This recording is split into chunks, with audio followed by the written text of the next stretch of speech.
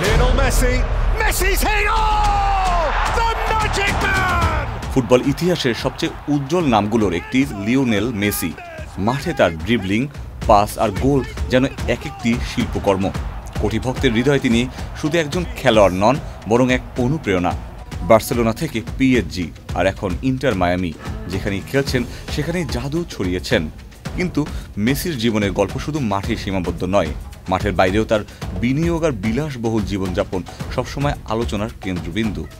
2023 সালে ইন্টার মায়ামিতে যোগ দেওয়ার পর মেসি ফ্লোরিডায় কিনেছেন এক অসাধারণ প্রসাদ, ফোর্ট লডারডেলের বে কলোনি এলাকায় একটি ওয়াটারফ্রন্ট ম্যানশন। দাম প্রায় $10.75 মিলিয়ন, বাংলাদেশি টাকায় 115 কোটিরও বেশি। এই বাড়িটি একেবারেই স্বপ্নের মতো। প্রায় 10,500 স্কোয়ার ফিট জুড়ে বিশাল জায়গা।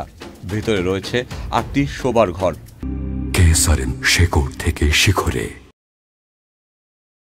9টির বেশি বাথরুম, একটি আলাদা জিম আর স্পা, আধুনিক রান্নাঘর, ব্যক্তিগত সুইমিং পুল, এমনকি বোট রাখার জন্য 2টি ডক পর্যন্ত আছে।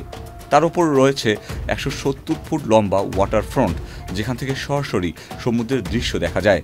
আর সবচেয়ে বড় ব্যাপার হলো এই প্রসাদ ইন্টার মায়ামি স্টেডিয়াম ও ট্রেনিং গ্রাউন্ডের একেবারেই কাছাকাছি, যাতে মেসির জন্য যাতায়াত হয় সহজ আর স্বাচ্ছন্দ্যময়। তবে এটি মেসির একমাত্র সম্পত্তি নয়।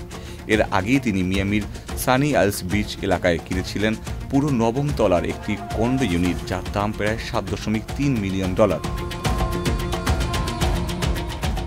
সব মিলিয়ে বলা যায় ফ্লোরিডা এখন মেসির দ্বিতীয় ঘর। শুধু খেলার মাঠই নয়, বরং তার পরিবারের জন্য এখানে তৈরি হচ্ছে নিরাপদ, বিলাসবহুল এক আবাস।